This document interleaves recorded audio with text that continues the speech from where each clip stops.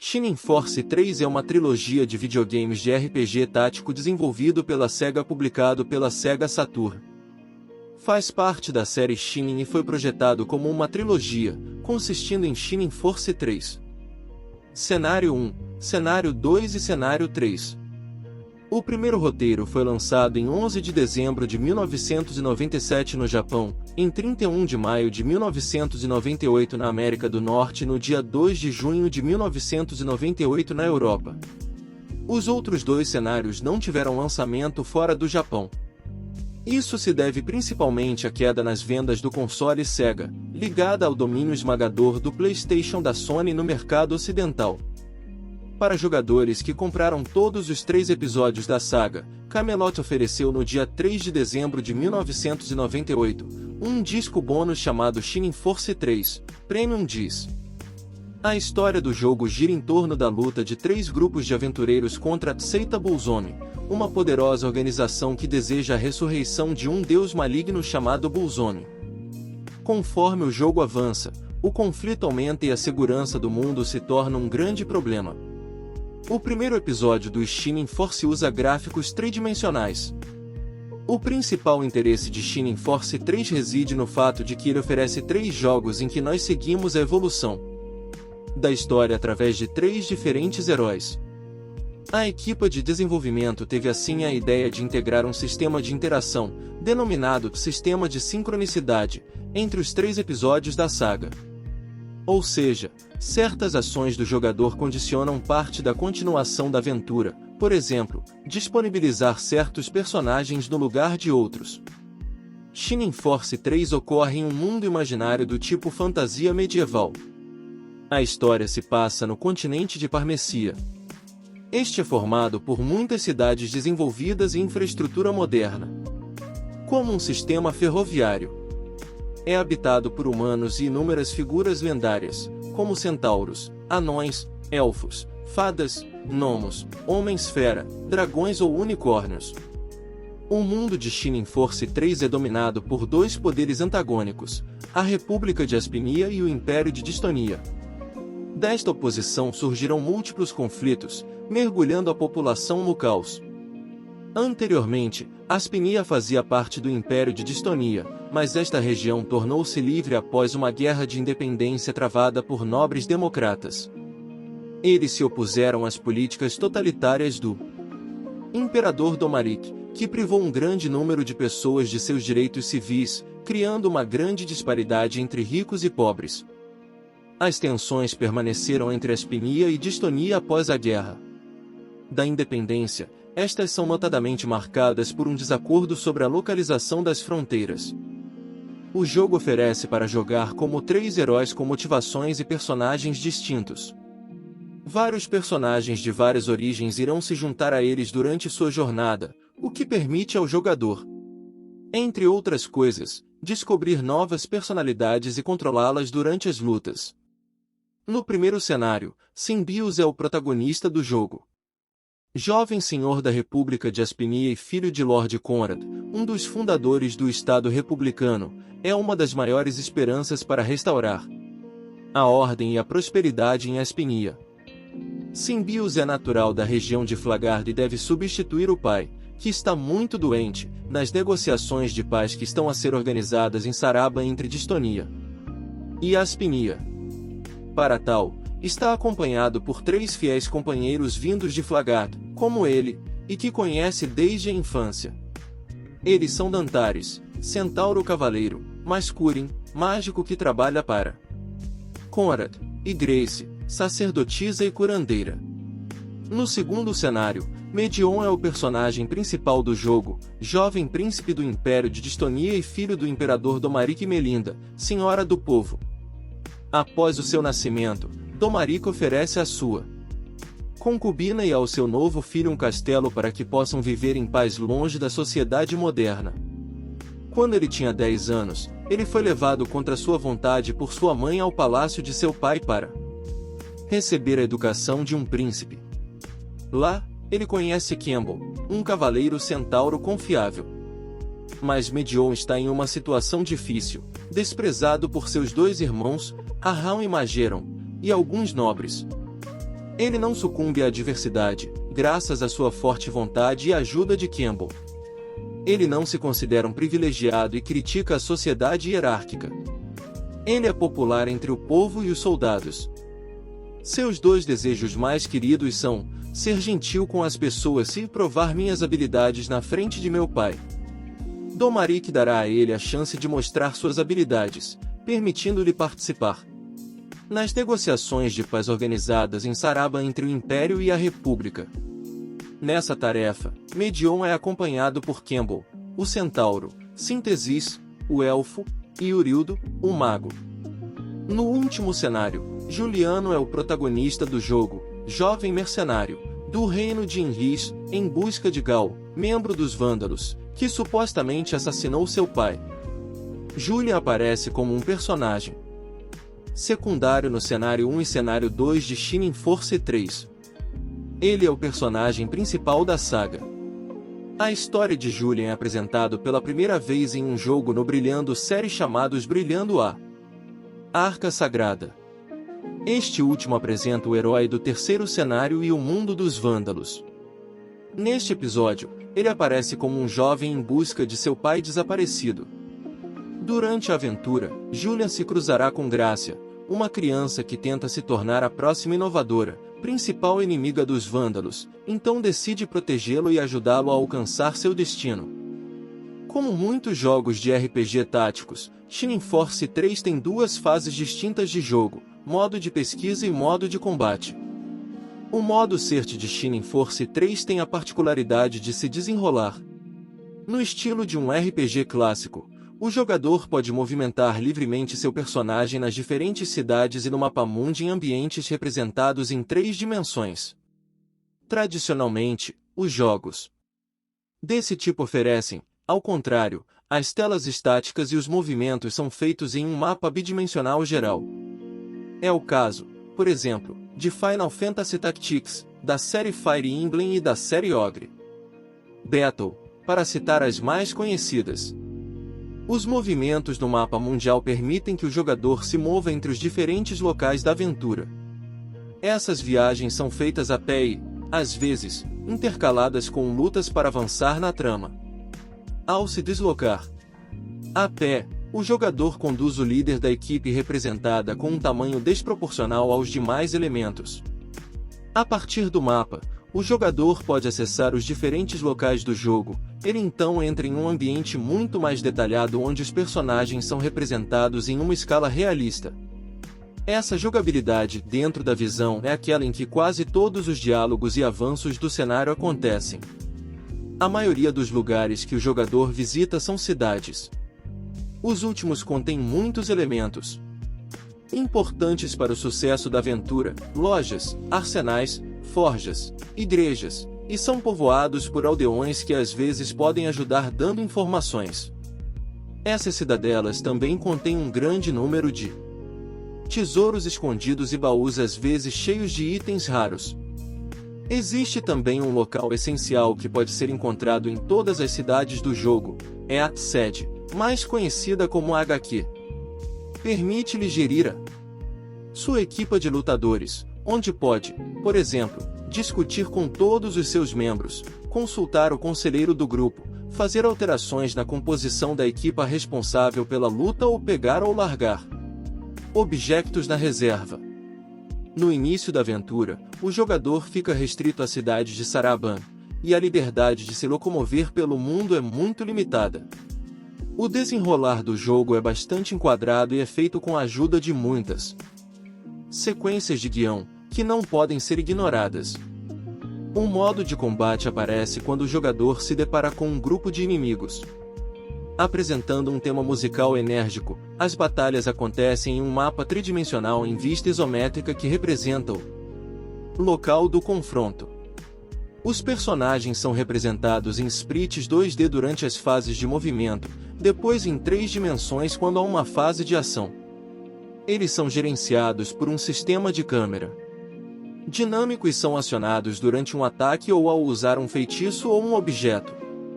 O jogador deve liderar um grupo máximo de 12 lutadores pré-selecionados dentro do HQ. Usando o sistema clássico baseado em turnos, O jogo determina a ordem dos lutadores com base na pontuação de agilidade de cada personagem. O jogador pode então escolher atacar, passar, lançar feitiços mágicos ou usar itens. As batalhas geralmente são vencidas quando o chefe inimigo é derrotado. As fases de ação oferecem recompensas e pontos de experiência, cujo acúmulo é necessário para que os personagens passem de nível, o que por si só traz um aumento nas características, vida, magia, força e defesa. E novas habilidades. Cada personagem incorpora uma classe particular: soldado, cavaleiro, mágico, monge, arqueiro, sacerdote, etc. Não existe um sistema para mudar de profissão como em Final Fantasy Tactics. Mas em troca, é possível atualizar seu personagem para uma chamada classe superior a partir de um certo nível. Por exemplo, o cavaleiro evoluirá para a classe paladino, o arqueiro como atirador e o sacerdote como clérigo. Essa metamorfose reforça as características do personagem e modifica sua aparência visual. Como em todos os jogos de RPG táticos, certos fatores externos podem influenciar o resultado da luta. Aqui é a configuração do terreno, os efeitos do suporte e os efeitos da arma que ocupam esta função. Enquanto o terreno desempenha um papel importante na capacidade defensiva dos personagens, a noção de suporte permite tanto se beneficiar de vários bônus quanto formar laços de amizade e lealdade com outros membros do grupo. Esses bônus são ativados quando o personagem aliado está em um quadrado vizinho no campo de batalha. Essas amizades são criadas automaticamente à medida que realizamos ações que reúnem dois membros da equipe. Como, por exemplo, atacar o mesmo inimigo em uma fileira ou curar um colega de equipe. Existem 5 diferentes graus de amizade, a serem desbloqueados gradualmente, proporcionando um bônus cada vez mais importante. Finalmente, a eficácia de uma arma depende da arma contra a qual é dirigida. Este sistema foi previamente visto no Fire Emblem série como o triângulo arma. Assim, as espadas são mais eficazes contra machados, que são superiores às lanças, que são mais fortes contra espadas. Shining Force 3 também foi enriquecido com um novo sistema de super ataques. À medida que as batalhas progridem, ou usando certas armas com habilidades especiais, os personagens vão aprendendo super ataques devastadores, dando origem a sequências visuais dinâmicas em 3 dimensões. Eles são acionados aleatoriamente durante um ataque de um membro de sua equipe ou de um inimigo. Shining Force 3 é um dos primeiros jogos a oferecer uma história dividida em 3 partes, onde jogamos 3 heróis diferentes, e a integrar um novo sistema de interação denominado Sistema de Sincronicidade. Assim, o maior interesse de Camelot por ter optado por 3 cenários é observar os efeitos de um conflito internacional por meio de 3 perspectivas distintas. Só que é bem possível que o jogador acesse um dos 3 episódios sem ter se aproximado dos demais, o que não é realmente o objetivo desejado por parte dos desenvolvedores. Em geral, os RPGs lançados nessa época tinham uma visão maniqueísta e muito simplista, segundo Hiroyuki Takahashi, roteirista da saga. Na eterna batalha do bem contra o mal, Takahashi quis inovar ao colocar o jogador no controle dos 2 campos que se opõem diametralmente no primeiro e no segundo cenário do jogo, permitindo uma visão mais exaustiva dos acontecimentos e das motivações de cada lado. Enquanto o terceiro episódio conclui a história e dá ao jogador a oportunidade de reunir os diferentes heróis para lutar contra a ameaça real, a Seitable Zone. Esse sistema de interação entre os episódios atinge sua extensão máxima quando os 3 cenários são interligados. Certas ações do jogador fazem parte da continuação da aventura e, notavelmente, permitem o desbloqueio de novos personagens e objetos, mas influenciam em menor medida no cenário do jogo. Também é frequente cruzar os exércitos de outro cenário e reviver a mesma cena de outro ponto de vista. Em particular nos 2 primeiros episódios, onde os 2 heróis Symbios e Medion lideram uma corrida paralela e cruzada. Shining Force 3, Disco Premium, é o disco bônus de Shining Force 3. Este disco não foi comercializado pela Camelot. Teve a distinção de ser oferecido, desde 3 de dezembro de 1998, às pessoas que enviaram os comprovantes de compras dos 3 cenários do Shining Force 3 em versão japonesa.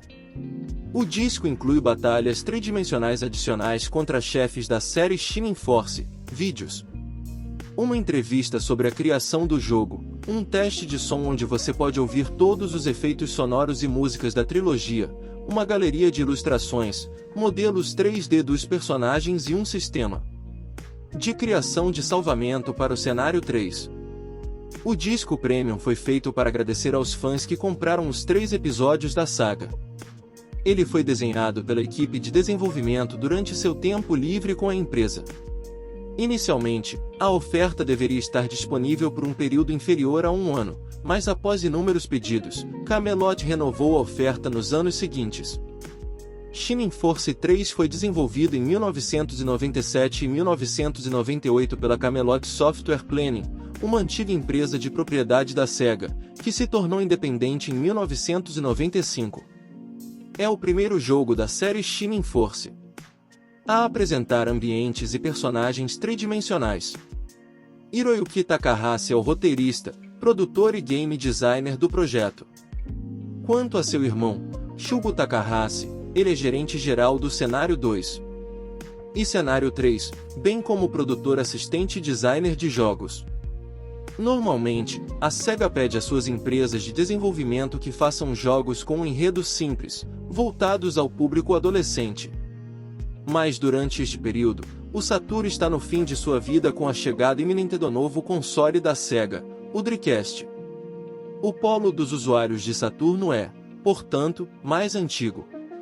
A Sega então dá a Camelot mais liberdade, permitindo que Takahashi escreva uma história rica e complexa.